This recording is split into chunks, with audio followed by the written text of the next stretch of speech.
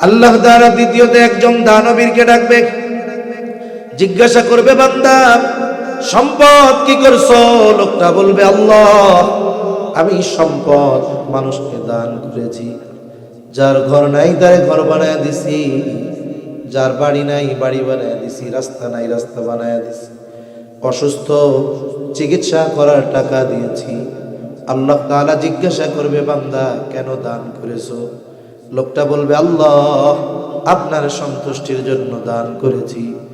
আল্লাহ তাআলা বলবে, বান্দা আমি তোমার অন্তরের খবর জানি। তুমি দান করেছো যাতে করে দুনিয়ার মানুষ তোমার দানের প্রশংসা করে, বীর বলে, বাহাদুর বলে। যে উদ্দেশ্যে দান করেছো দুনিয়ায় তুমি তা পেয়ে গেছো।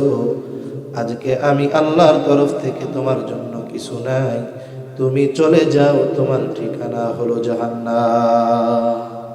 আল্লাহ তাআলা তৃতীয়তে একজন কারি সাহেবকে ডাকবেন, জিজ্ঞাসা করবেন, কেন কোরআন শিখেছো, কেন ইলম অর্জন করেছো? লোকটা বলবে, আল্লাহ আমি কোরআন শিখেছি শুধু আপনার সন্তুষ্টির জন্য। আল্লাহ তাআলা বলবে, তুমি মিথ্যা বলতেছো।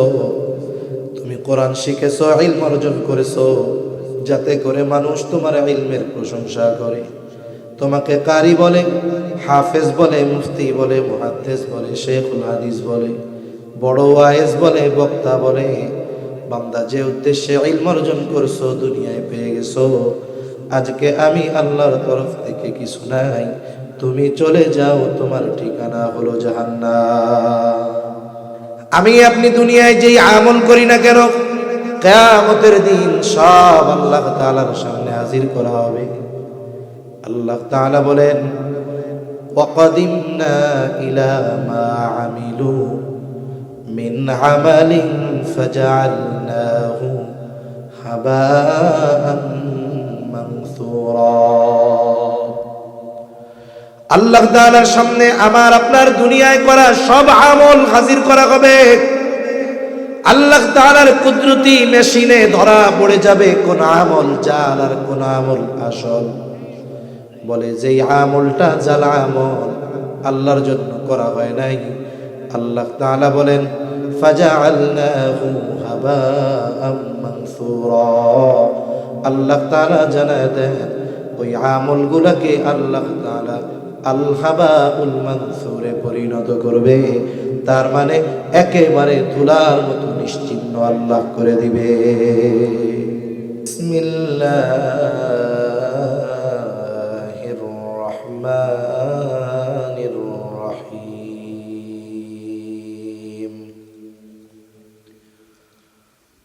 মান আমিলা সালিহান মিন যাকারিন আও উনসা ওয়া হুয়া মুমিন ফালানুহইয়ান্নাহু হায়াতান তাইয়্যিবাহ ওয়ালানাজজিয়ান্নাহুম আজরাহুম বিআহসানি মা কানু ইয়া'মালুন। وقال رسول الله صلى الله عليه وسلم أخلص دينك يكفيك العمل القليل، أو كما قال النبي صلى الله عليه وسلم صدق الله العلي العظيم وصدق رسوله النبي الكريم، ونحن على ذلك من الشاهدين والشاكرين، والحمد لله رب العالمين.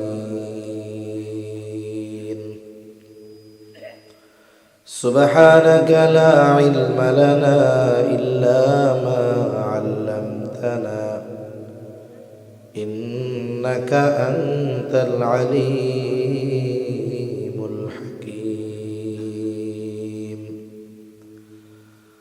اللهم صل على محمد وعلى آل محمد كما صليت على إبراهيم وعلى وعلى آل إبراهيم إنك حميد مجيد اللهم بارك على محمد وعلى آل محمد كما باركت على إبراهيم وعلى آل إبراهيم إنك حميد مجيد الحمد لله ঐতিহ্যবাহী গাজীপুর জেলার অন্তর্গত কালীগঞ্জ থানাধীন ফুলদ্বীপ টেকপাড়া যুব সমাজ ও প্রবাসীদের উদ্যোগে আয়োজিত ষষ্ঠ বার্ষিক ইসলামী সম্মেলনের সম্মানিত শ্রদ্ধেয় সভাপতি, আমন্ত্রিত উলামায়ে কেরাম, সামনে উপস্থিত মুরব্বিয়ানে কেরাম, সমবয়সী যুবক বন্ধু, স্নেহের ছোট ভাই, মাইকের আওয়াজ যত দূরে যায় পর্দার অন্তরালে অবস্থানরতা সম্মানিতা শ্রদ্ধেয়া মা ও বোন, আল্লাহ রাব্বুল আলামিনের দরবারে অগণিত শুকর যে মহান মালিক হায়াতে বরকত দিয়ে সুস্থ রেখে এতক্ষণ পর্যন্ত হযরতুল আল্লাম মুফতি আরিফ জব্বার কাসেমি হাফিজাহুল্লাহ হযরতের জবানে খুবই গুরুত্বপূর্ণ আলোচনা আপনারা শুনতেছিলেন। আমরা দোয়া করি আল্লাহ তাআলা হযরতের সকল দ্বীনি খিদমত কবুল আর মঞ্জুর করেন, সকলে বলি আমিন।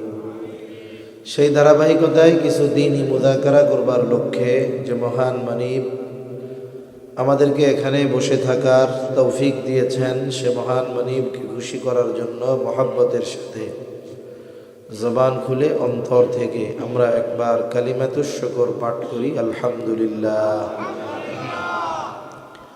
অগণিত দুরূদ ও সালাম সাইয়্যিদুল আম্বিয়া, আশরাফুল আম্বিয়া, খাতামুল আম্বিয়া, ইমামুল মুরসালিন, রহমাতুল লিল আলামিন মুহাম্মাদুর রাসূলুল্লাহ সাল্লাল্লাহু আলাইহি ওয়াসাল্লামের উপর। শুরুতেই আমি আপনাদের কাছে একটা বিষয়ে ক্ষমা প্রার্থী যে আমি খুব অসুস্থ। হঠাৎ ঠান্ডা লেগে এমন অবস্থা, ঠান্ডা বুকে জমে গেছে, বসে গেছে। অ্যান্টিবায়োটিক ডাবল ডোজ খাওয়ার পরেও এখনো পরিপূর্ণ সুস্থ আল্লাহ তাআলা করেন নাই, তবে আগের চেয়ে আলহামদুলিল্লাহ অনেক ভালো। এজন্য অনেক সময় কথা বলতেছি, এখন যতটা ভালো লাগতেছে দেখা যায় ঠান্ডার কারণে বুক চেপে ধরে আসে, কথা বলতে কষ্ট হয়। এজন্য প্রথমে আপনাদের কাছে দোয়া চাই, যতটুকু সময় কথা বলবো আল্লাহ তাআলা যেন সুস্থতার সাথে বলার তৌফিক দান করেন। সম্মানিত উপস্থিতি, যে আয়াতখানে আমি আপনাদের খেদমতে তিলাওয়াত করেছি, উক্ত আয়াতের মধ্যে আল্লাহ সুবহানাহু ওয়া তাআলা ইমানদার নারী এবং পুরুষরা যদি নেক আমল করে তাদেরকে দুই ধরনের পুরস্কার দেওয়ার ঘোষণা আল্লাহ তাআলা দিয়েছেন। এক ধরনের পুরস্কার বলে দুনিয়ায়, আর এক ধরনের পুরস্কার আখিরাতে। এখান থেকে একটা কথা আমরা মনে রাখতে পারি যে আমরা যদি আল্লাহ তাআলার হুকুম আহকাম মেনে চলি তাহলে লাভ শুধু আখিরাতে না, দুনিয়াতেও আছে। এই দুনিয়াতে আল্লাহ সুবহানাহু ওয়া তাআলা কোনো মানুষের ভালো কাজের পূর্ণ প্রতিদান দুনিয়াতে আল্লাহ তাআলা দেন না, দেওয়া সম্ভব নয়। তবে ভালো কাজের কিছু প্রতিদান দুনিয়ায় দেন, পূর্ণ প্রতিদান কবে দিবেন বলে আখিরাতে। আবার অনেক মানুষ আছে নাফরমানি করে, ইসলাম বিদ্বেষী কর্মকাণ্ড করে, খারাপ কাজ করে, অশ্লীলতা পাপাচারে লিপ্ত। বলে এরা যতই খারাপ কাজ করুক এদের খারাপ কাজের পূর্ণ প্রতিদান আল্লাহ তাআলা দুনিয়ায় দেন না, কিছু দেন। তবে খারাপ কাজের পূর্ণ প্রতিদান দেওয়া হবে আখিরাতে। এজন্য আল্লাহ তাআলা কোরআনুল কারীমের মধ্যে বলেন, ওয়া ইন্নামা তুওয়াফাউনা উজুরাকুম ইয়াওমাল কিয়ামা। এখানে আল্লাহ তাআলা মূলত বলতেছেন যে মানুষকে তার দুনিয়ার কর্মের পূর্ণ প্রতিদান কিয়ামতে দেওয়া হবে। এটা হলো মূল কথা। তাহলে দুনিয়াতে আমরা যদি ভালো কাজ করি, কিছু ভালো কাজের প্রতিদান আল্লাহ দুনিয়ায়ও দেন, আর আখিরাতে পরিপূর্ণ না আরো বেশি দিবেন ইনশাআল্লাহ। তাহলে আল্লাহ সুবহানাহু ওয়া তাআলা প্রথমে বলেন মান আমিলা সালিহাম মিন যাকারিন আও উনসা ওয়া হুয়া মুমিন, বলে মান আমিলা সালিহান, যে সৎকর্ম করে, নেক আমল করে, মিন যাকারিন আও উনসা, নারী আর পুরুষদের মধ্য থেকে যেই নেক আমল করুক, বলে ওয়া হুয়া মুমিন, আর সে মুমিন। সোজা কথা হলো মুমিন নারী অথবা পুরুষ যখন আমলে সালেহ করে, কয় ধরনের পুরস্কার? এক ধরনের পুরস্কার দুনিয়ায়, আর এক ধরনের পুরস্কার আখিরাতে। তাহলে ইমানদার নারী পুরুষ সর্বপ্রথম শর্ত আল্লাহ তাআলা দিয়েছেন যে নারী পুরুষ নেক আমল করলেই হবে না, ইমানদার হওয়া লাগবে। কারণ একটা মানুষের ভালো কাজের প্রতিদান যদি আখিরাতে পেতে হয়, মন্দ কাজ না, ভালো কাজের প্রতিদান যদি আখিরাতে পেতে হয়, তাহলে তাকে ইমানদার হওয়া লাগবেই। কারণ ইমানবিহীন আখিরাতে ভালো কর্মের প্রতিদানের খাতাই ওপেন হয় না। কেন? বলে এই দুনিয়াতে অনেক কাফেররাও কিন্তু ভালো কাজ করে, তাদের অনেক চ্যারিটি সংগঠন আছে, গরিব মানুষকে দান করে। এ পৃথিবীর অন্যতম ধনী, যিনি এক সময় দীর্ঘ সময় পৃথিবীর সবচাইতে বড় ধনী ছিলেন, বিল গেটস। এখন তো ইলন মাস্ক। বিল গেটস একাধারে সম্ভবত 11 বার টানা পৃথিবীর সবচাইতে বড় ধনী হয়েছে। সে তার সম্পদের বড় একটা অংশ, অর্ধেকের বেশি, সে এটাকে দান করে দিয়েছে। এগুলো দিয়ে কি হয়? বলে পৃথিবীর বিভিন্ন জায়গায় সে মানুষের জন্য খাদ্য, বস্ত্র, চিকিৎসা, বাসস্থান সহ, এবং এই অর্থ থেকে তার ধর্মীয় কাজে, সে যেহেতু খ্রিস্টান ধর্মের, তার ধর্মীয় কাজেও সে কিছু ব্যয় করে। এই যে মানুষের জন্য খাবার, চিকিৎসা, বাসস্থান ব্যবস্থা করে, এটা তো ভালো কাজ। বলে এই ভালো কাজের প্রতিদান আল্লাহ যা দেওয়ার দুনিয়ায় দিবেন, আখিরাতে তার জন্য কিছু নাই। কেন নাই? বলে সে ইমানদার নয়। ইমানদার যদি না হয়, ভালো কাজের আখিরাতের প্রতিদানের খাতা ওপেন হয় না। কিন্তু ইমানদার যদি ভালো কাজ করে, তাহলে প্রতিদান দুনিয়ায়ও পাবে কিছু, আখিরাতেও পাবে। এজন্য 1 নম্বর শর্ত আল্লাহ তাআলা দিয়েছেন ঈমান। এটা কম্পালসারি, এটা লাগবেই লাগবে। যেমন কোরআনুল কারীমে আল্লাহ তাআলা জান্নাতের সুসংবাদ দেওয়ার সময় শুধু আমলের কথা উল্লেখ করেন নাই, সাথে সাথে ঈমানের কথা উল্লেখ করছেন।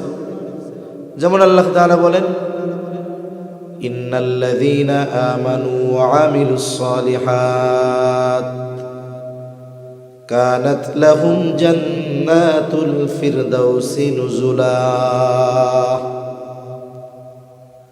আল্লাহ তাআলা বলেন, ইন্নাল্লাযীনা আমানু ওয়া আমিলুস সালিহাত, নিশ্চয়ই যারা ঈমান আনে আর আমলে সালেহ করে, সৎ কর্ম করে, আল্লাহ তাআলা বলেন কানাত লাহুম জান্নাতুল ফিরদাউসি নুজুলা, তাদের জন্য রয়েছে জান্নাতুল ফিরদাউসের মেহমানদারি। এরকম অনেক জায়গায় আল্লাহ তাআলা ঈমানের সাথে সাথে নেক আমলের সাথে সাথে ঈমানের কথা উল্লেখ করে জান্নাতের সুসংবাদ আল্লাহ তাআলা দিয়েছেন। তা প্রথম শর্ত ঈমান। আমি এই বিষয়টা নিয়ে লম্বা কথা বলবো না। এরপরেও এই পৃথিবীতে আল্লাহ প্রদত্ত যত নেয়ামত আছে, এই পৃথিবীতে আল্লাহ প্রদত্ত নেয়ামত সমূহের মধ্যে সবচাইতে বড় নেয়ামত হলো ঈমান। এখন বিষয় হলো আমাদের অভ্যাস কি? বলে আমরা তো কষ্টবিহীন ঈমানদার হইছি। যেমন লেখা থাকে না, অনেক সময় অনেক সিভি পূরণ করতে লেখা থাকে জাতীয়তা কি, বলে বাংলাদেশী। এরপরে লেখা থাকে কি সূত্রে, জন্মসূত্রে নাকি নতুন নাগরিকত্ব পাওয়ার মাধ্যমে, এখন লেখে জন্মসূত্রে বাংলাদেশী।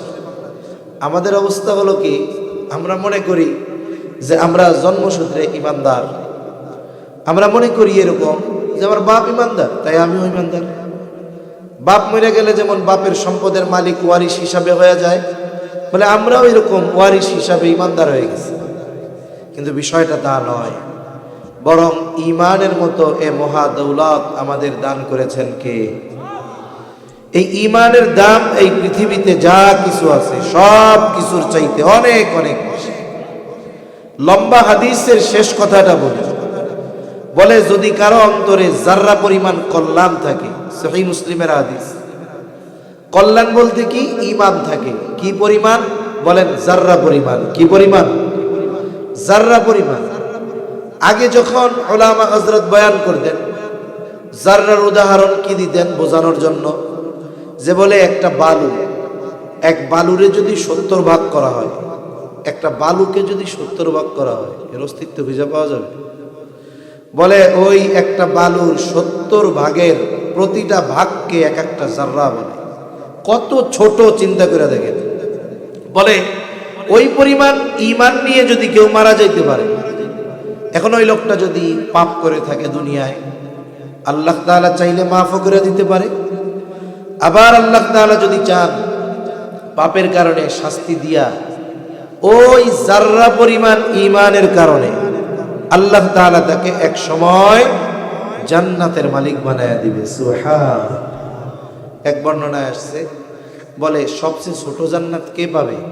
বলে তার জান্নাতের পরিধি হবে কমপক্ষে এই দুনিয়ার 10 গুণ। সুবহান। এখন বলেন জাররা পরিমাণ ঈমানের দাম বেশি নাকি জান্নাতের দাম বেশি? ঈমানের দাম বেশি। সেই ঈমানের মূল্য আমাদের বুঝতে হবে। ঈমান হেফাজত করার জন্য যদি জীবন চলে যায়, দিতে হবে, কোনো অসুবিধা নেই। কারণ আমরা আমাদের ঈমানের দাম না বুঝলেও ইসলাম বিদ্বেষীরা বোঝে কি বোঝে না।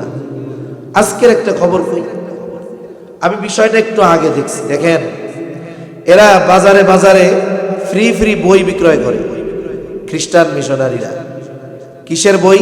বইয়ের নাম কি দেখেন, দেখবেন কিনা জানি না, ওলামায়ে কেরাম দেখেন।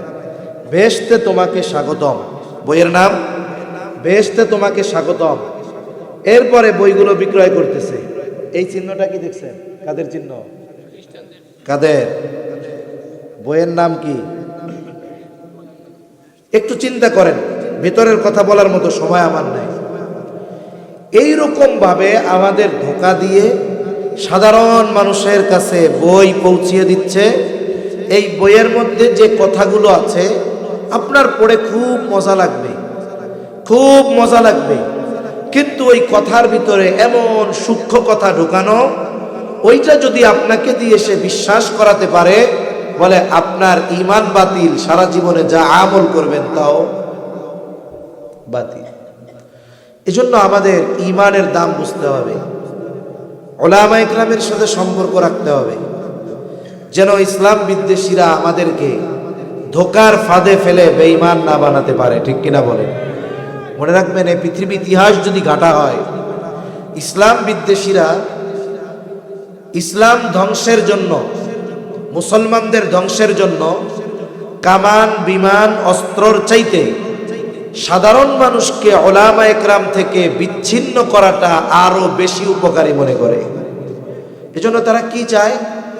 তারা চায় সাধারণ মানুষের সাথে উলামায়ে কেরামের মধ্যে একটা দ্বন্দ্ব হবে। সাধারণ মানুষ আওয়াম, সে 5 ওয়াক্ত নামাজ পড়ে, হারাম হালালেরও সঠিক জ্ঞান পরিপূর্ণ তার মধ্যে নাই।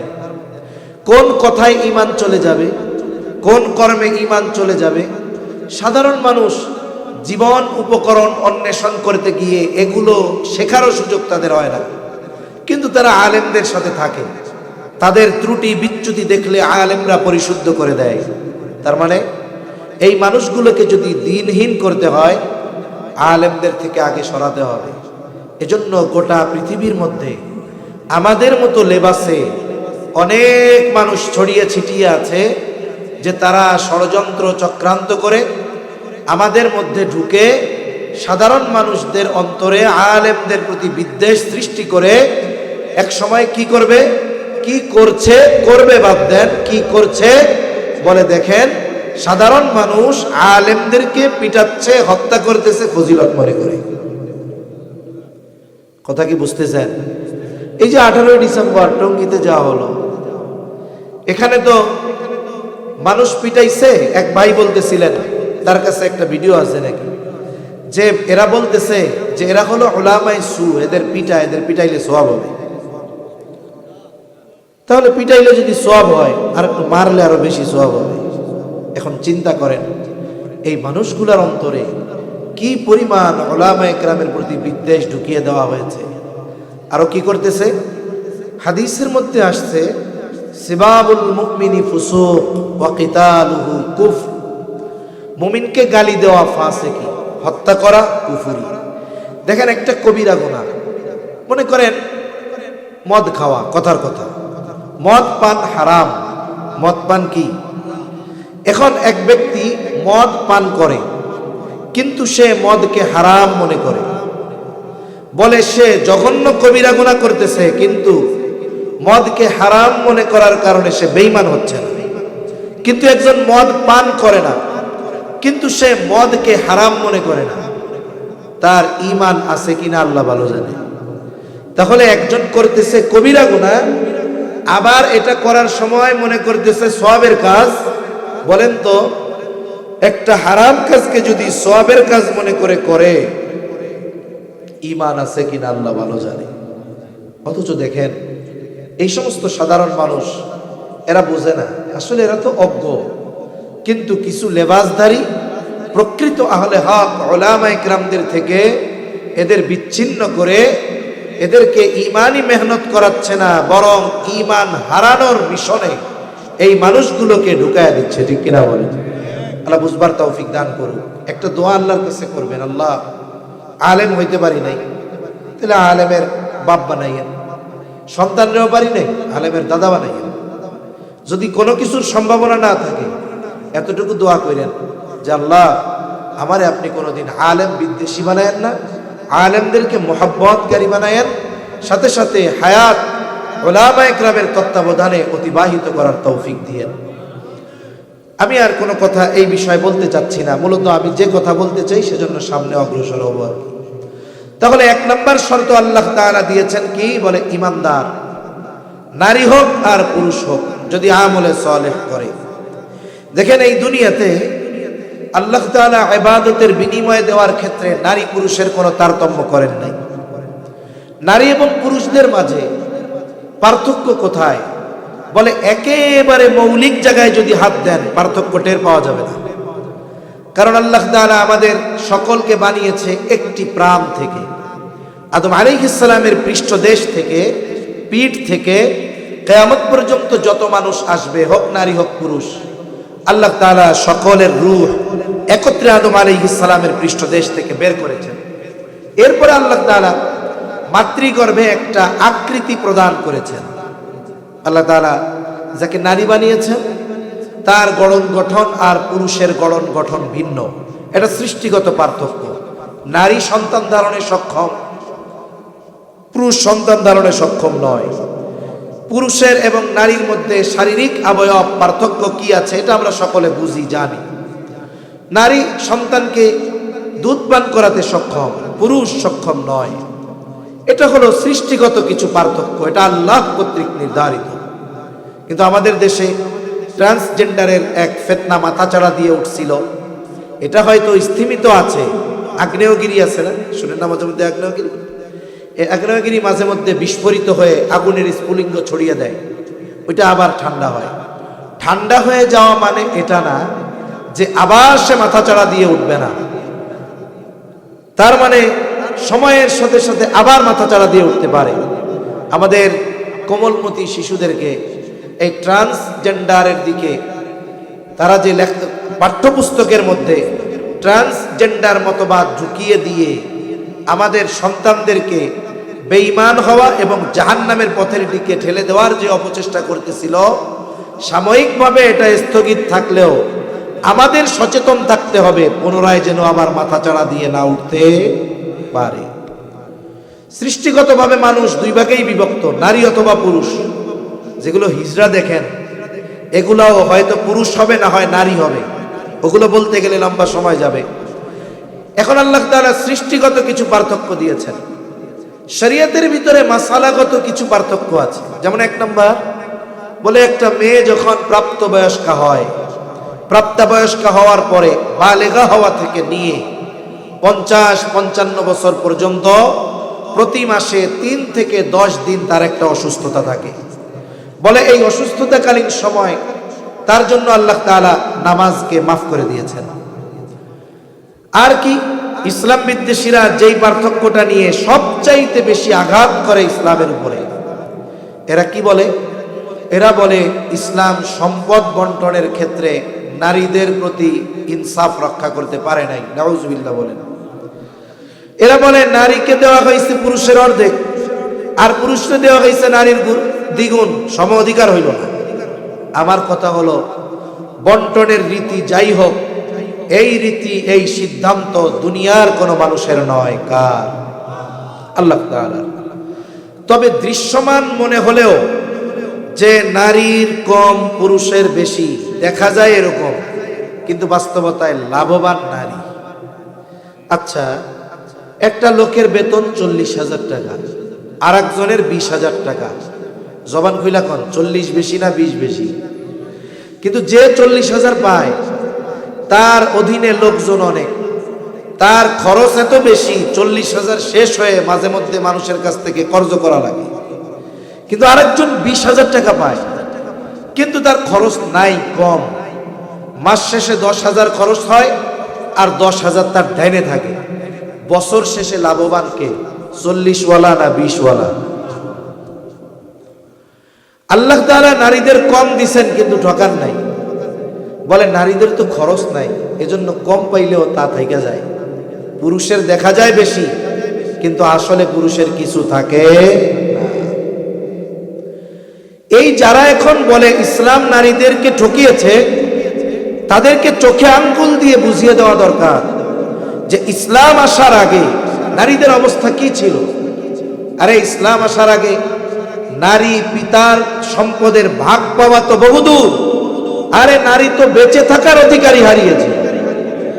যখন কোন লোককে সংবাদ দেওয়া হতো যে তোমার একটা মেয়ে হয়েছে, ওয়াইদা বুশিরা আহাদুহুম বিল উনসা ওয়াল্লা ওয়াজহুহু মুসওয়াদ্দা, আরে ওর চেহারার দিকে আর তাকানো যেত, ও ঘর থেকে বাইরে হইতো না, এইরকম ঘোমটা দিয়ে হাঁটতো যে মানুষে দেখাইবো, দেখ যে মাইয়ার বাপ, মাইয়ার বাপ। যতক্ষণ না ওই মেয়েটাকে সে জীবন্ত দাফন করতে পারত, ততক্ষণ তার শান্তি লাগতো না। বাইতুল্লাহর পশ্চিম পাশে ওইখানে একটা ফাঁকা জায়গা আছে, ওই জায়গাটা জীবন্ত কন্যাদেরকে ওখানে মাটিতে পুঁতে ফেলা হতো। ইসলাম আসার আগে নারীর বেঁচে থাকারই অধিকার ছিল না, পিতার সম্পদ পাবে কোথায়? ইসলাম আসলো, নারী শুধু বেঁচে থাকার অধিকার পায় নাই, বলে সম্মানের সাথে, শুধু সম্মান নয়, সর্বোচ্চ সম্মানের সাথে নারীকে বেঁচে থাকার অধিকার ইসলাম দিয়েছে। ঠিক কিনা বলে? কেমন অধিকার দিয়েছে ইসলাম? মা হিসাবে অধিকার পেয়েছে, স্ত্রী হিসাবে অধিকার পেয়েছে। কেমন অধিকার? বলে নারী হইলে যেইখানে তাদের চেহারার দিকে তাকানো যাইতো না, ইসলাম আসলো, নবী জানায়া দিলেন তোমার যদি 2টা মেয়ে হয়, এরা যদি তুমি কষ্ট করে বড় করো, দিন শেখাও, লালন পালন করো, দিন শেখাও, এবার একটা দিনদার ছেলের হাতে তুইলা দিলা, বলে তুমি 2 জান্নাতের মালিক। সুবহানাল্লাহ। বলে এটা 2টা দ্বারা বলা হয়েছে, যদি কার 5টা হয় বলে এভাবে করো, 5 জান্নাতের মালিক। একটা নারীর গোটা হায়াতে কোনো খরচ নাই, সে জীবনের কোনো না কোনো সময় কারো না কারো অধীনে থাকে বলা চলে। একটা নারী দুনিয়ায় আসে, এখন তার পরিচয় কি? সে একজনের মেয়ে। ঠিক কিনা বলেন? এখন এই মেয়েটা, বাবা এই মেয়েটার খরচ চালাবে কতদিন? বলে একটা মেয়ের বিবাহ যদি 18 বছরে না হয়, 20 বছরেও না হয়, 25 বছরেও যদি না হয়, 30 বছরেও যদি না হয়, 35 বছরেও যদি না হয়, ওই বিবাহ না হওয়ার আগ পর্যন্ত তার পিতা তার খরচ চালাতে বাধ্য। কিন্তু ছেলের ক্ষেত্রে পিতা ছেলের খরচ চালাতে বাধ্য কতদিন? বলে ছেলে নাবালক থাকবে যতদিন। এখন ছেলে বালক হয় কয় বছরে? কয় বছরে হয় বালক? কয় বছর? আহাদ্দুল বুলুগ, বালেগ হওয়ার সর্বশেষ সময়সীমা 15 বছর। কয় বছর? 15 বছর ইংরেজি হিসাবে না, আরবি হিসাবে। এবার 15 10 150, আরবি প্রতি বছর 10 দিন কইরা কমে ইংরেজির চাইতে। সেই হিসাবে কতদিন হয়? বলে 14 বছর 7 মাস ইংরেজি হিসাবে। যেই ছেলেটার বয়স ইংরেজি বা সৌর হিসাবে 14 বছর 7 মাস, বলে ওই ছেলেটা বালেগ হয়েই গেছে। এর আগেও হতে পারে, 13 বছরেও হতে পারে, 14 বছরেও হতে পারে, 14 বছর 6 মাসেও হতে পারে। বলে পিতা এই ছেলের খরচ চালাতে বাধ্য কতদিন? বলে ছেলে নাবালক থাকবে যতদিন। ইংরেজি হিসাবের 14 বছর 7 মাস পর ওই পিতা যদি বলে ছেলে আজকে থেকে তোমার প্রাইভেটের টাকা দিতে পারবো না, বলেন পিতার বলার অধিকার আছে না নাই? স্কুলের খরচ দিতে পারবো না বলার অধিকার আছে না নাই? তোমার ইনকাম করে আমাকে খাওয়ানো লাগবে, পিতার বলার অধিকার আছে না নাই? কিন্তু মেয়ে বালেগা হওয়ার পরে বলার সুযোগ আছে তোর বিয়া হয় না কে, তোর খরচ দিতে পারুম না, অধিকার আছে বলা? তাহলে একটা মেয়ে বিবাহ না হওয়া পর্যন্ত তার সব খরচ চালাইতে পিতা বাধ্য। কিন্তু ছেলের ক্ষেত্রে বাধ্য কতদিন? বলে ছেলে নাবালক থাকবে যতদিন। এরপরে মেয়েটার যখন বিবাহ হয়ে যাবে, এই মেয়ের সব খরচ বহন করার দায়িত্ব হলো স্বামীর। একটা ছেলে যত যোগ্যতা সম্পন্ন হোক, যত সুন্দর তার চেহারা হোক, যত উচ্চ ডিগ্রিধারী হোক, ওই ছেলেটা যদি মেয়ের অভিভাবক বা মেয়ের বাবাকে বলে শোনেন আপনারও আমাকে পছন্দ, আমারও আপনাকে আপনার মেয়েকে পছন্দ, সবাইকে যেহেতু পছন্দ আমি বিবাহে রাজি, তবে একটা শর্ত, আমার বাড়িতে আপনার মেয়ে যে থাকবে আমি আপনার মেয়ের কোনো খরচ দিতে পারবো না, আপনি যেহেতু বাবা সব খরচ আপনি দিবেন। বলেন তো কোনো ছেলে যদি কোনো মেয়েকে বিবাহের ক্ষেত্রে এই শর্ত দেয়, বিবাহ তো দিবেই না, বরং পিটানির অভাব হবে না। বলে তোমারে বিয়ে করতে আসতে কইছে কেডা? খরচ যদি না চালাইতে পারো তোমারে বিবাহ করতে কে বলছে? তার মানে একটা নারী যখন স্বামীর ঘরে যায়, স্বামী কবুল বলার আগে ওই স্ত্রীর সব খরচ বহন করার দায়িত্ব তাকে নিতে হয়। এইবার মেয়েটা বাবার ঘর থেকে যখন স্বামীর ঘরে যায়, বলে সব খরচ বহন করার দায়িত্ব হলো স্বামীর। অনেক সময় অনাকাঙ্ক্ষিত ঘটনা ঘটে যে স্বামী স্ত্রীর মধ্যে বিচ্ছেদ হয়, তালাক হয়ে যায়। বলে আমাদের সমাজের একটা রোগও আছে, বলারও দরকার। বলে অনেক সময় কোনো মেয়ে যদি তালাক প্রাপ্ত হয়, একতরফা ভাবে মানুষ মেয়েটাকে দোষারোপ করে, কিন্তু বাস্তবতা এমনও হয় এই বিবাহ বিচ্ছেদের ক্ষেত্রে অনেক সময় মেয়েটা নির্দোষ, বরং অন্য কেউ দোষী হয়। মনে করেন আমাদের সমাজের অবস্থা প্রায় সব জায়গায় একরকম। একজন দিনদার বাপ, মেয়েটাও দিনদার, দিনদার বাপ দিনদার মেয়ে বিবাহ দেওয়ার সময় ছেলের দিনদারিত্ব চাইতে ছেলে মালদার কিনা এটা বেশি দেয়।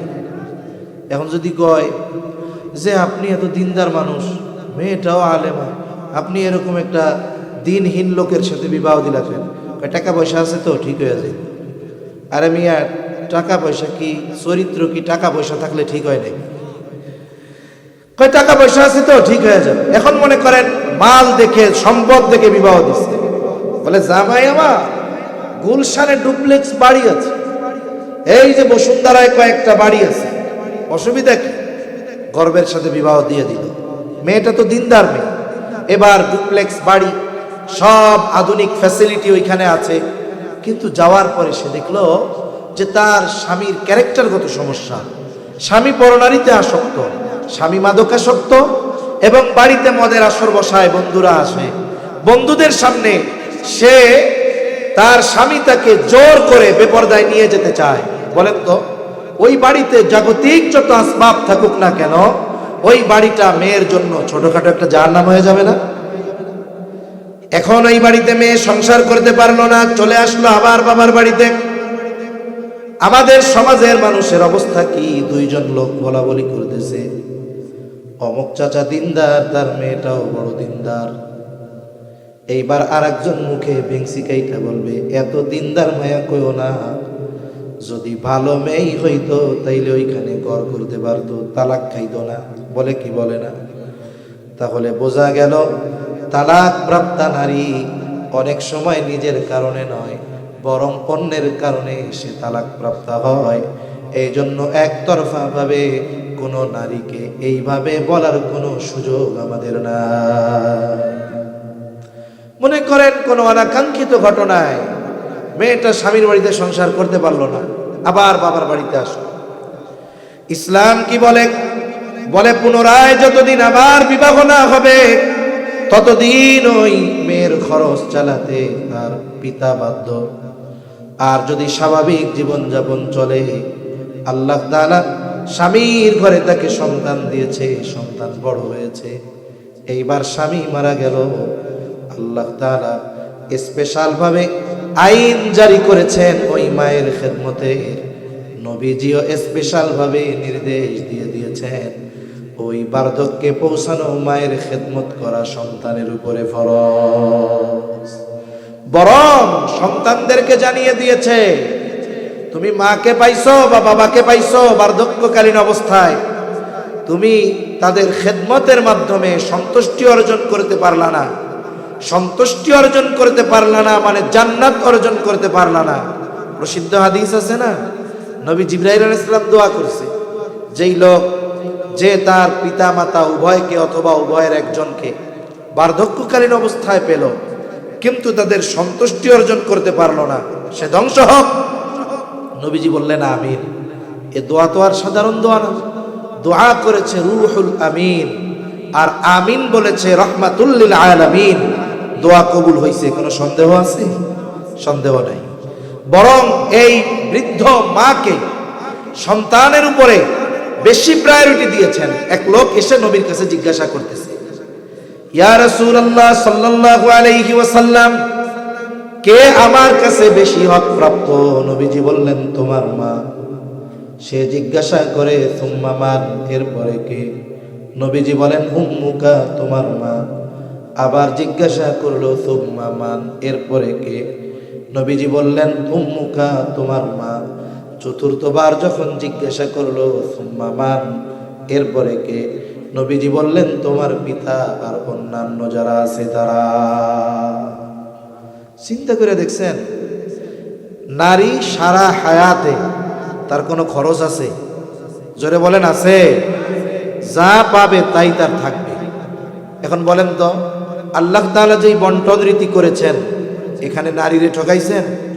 বরং সব খরচ পুরুষের উপরে চাপায় দিয়েছেন। যাই হোক, এখানে যদিও তারতম্য দেখা যায়, বাস্তবে এটা কোনো তারতম্য নয়। এখানেও আল্লাহ তাআলা নারীদেরকে জিতিয়ে দিয়েছেন, কিন্তু ইবাদতের ক্ষেত্রে কোনো তারতম্য নাই। ইবাদতের ক্ষেত্রেও যদি হিসাব করা হয়, আল্লাহ তাআলা নারীকে জিতিয়ে দিয়েছেন। বলে কেমনে? বুজুর্গানে দিন বলেন, পুরুষ সে সুযোগ আছে, সে চাইলে মসজিদে 2-4 রাকাত নফল নামাজ পড়তে পারে, বাড়িতে ঝামেলা মসজিদে এসে পড়তে পারে। কিন্তু একটা নারী, তার স্বামীর জন্য রান্না করা লাগে, স্বামীর কাপড় চোপড় ধৌত করা লাগে, সন্তান হইলে কত জ্বালা সহ্য করা লাগে, একটু পরপর সন্তান গায়ে প্রস্রাব করে দেয়, জামা পাল্টানো লাগে, স্বামীর মা বাবার খেদমত সে করে। বলে কোন নারী যদি এই কাজগুলো সন্তুষ্ট চিত্তে করে, আল্লাহর সন্তুষ্টির জন্য যদি এই খেদমতগুলা করে, বলে এই খেদমতগুলা ওই নারীর আমল নামায় কবুল ইবাদত বলে গণ্য হয়ে যায়। আর পুরুষ মসজিদে এসে নামাজ পড়তেছে, কবুল হইতেও পারে নাও পারে।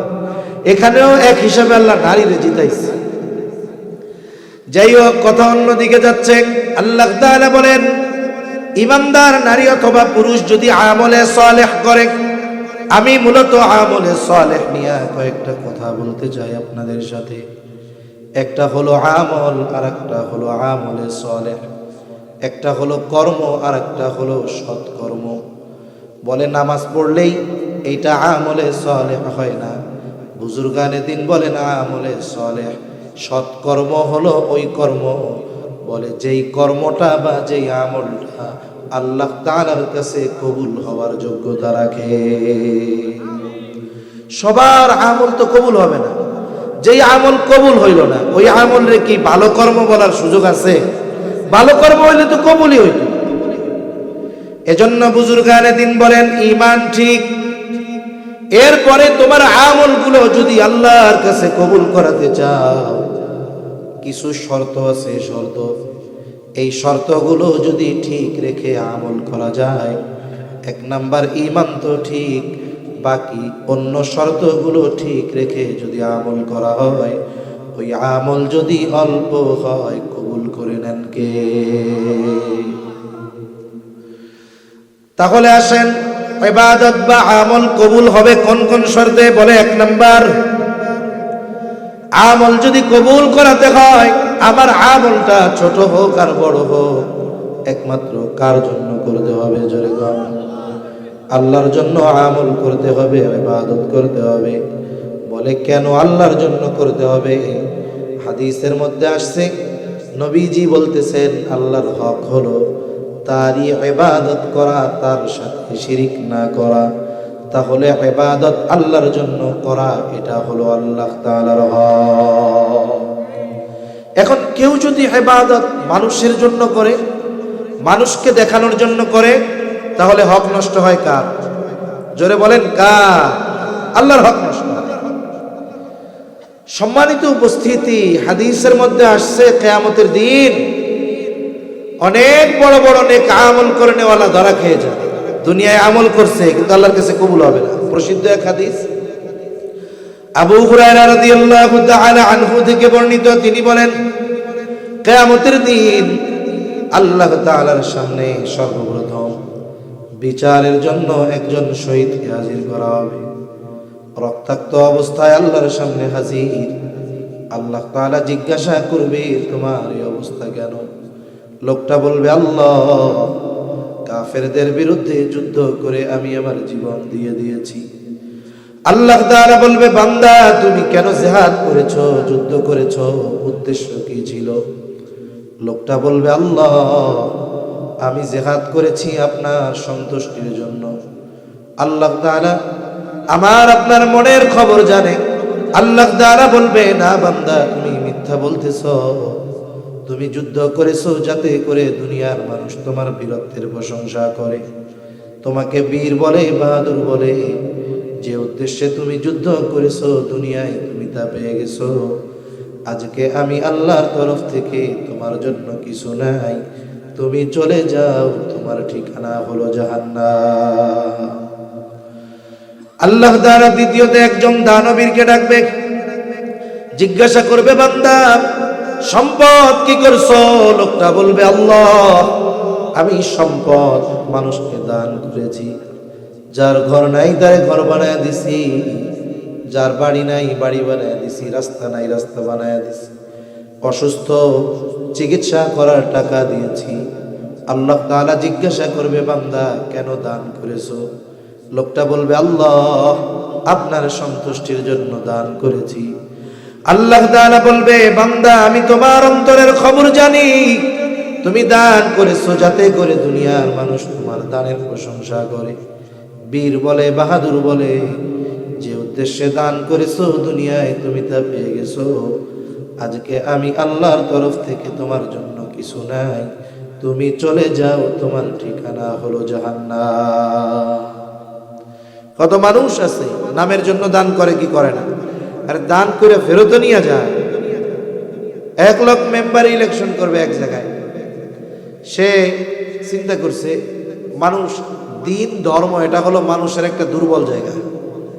এজন্য দেখেন না, নির্বাচন যখন আসে, নাস্তিক যে গোটা ক্ষমতাকালীন সময় ইসলামের বিরুদ্ধে কইছে, কিন্তু নির্বাচন যখন কাছে আসে টুপি একটা মাথায় দিয়া মসজিদে মসজিদে ঘুরে, করে কি করে না? তার মানে বুঝে আমাকে হুজুরকে কয় ধর্ম ব্যবসায়ী। আরে আমরা তো এই ব্যবসা সারা জীবনই করতেছি, কিন্তু যেই বাটপারগুলো রাজনৈতিক স্বার্থ হাসিলের জন্য ধর্মকে ব্যবহার করে, বলে এইগুলাই হলো বাটপার আর ধর্ম ব্যবসায়ী। ঠিক কিনা বল? এগুলো আসল ধর্ম ব্যবসায়ী। ওরা সারা বছর ধর্মের বিরোধিতা কইরা নির্বাচনের সময় ধার্মিক শাস্তি আসে। এখন এক লোক চিন্তা করছে, মসজিদে মুসল্লি এরিয়া যা, মসজিদে ফ্যান দান করছে। চিন্তা করছে, ফ্যান যেহেতু দিছি, 5 ওয়াক্ত যখন মসজিদে আইব, ফ্যান চালালেই মনে পড়বো আমাকে তো দিছে, ভোটটা ওরেই দেই। কিন্তু মানুষ তো চালাক, তুমি যা দাও দেও, তুমি যদি লোক ভালো না হও তোমারে ভোট দিবে নাকি? এখন ওরে ভোট দেয় নাই, মেম্বারও হয় নাই, আস্তে করে মসজিদ থেকে এসে ফ্যানগুলো খুলে নিয়ে গেছে। এরকম মানুষরাই দুনিয়ার মধ্যে আছে।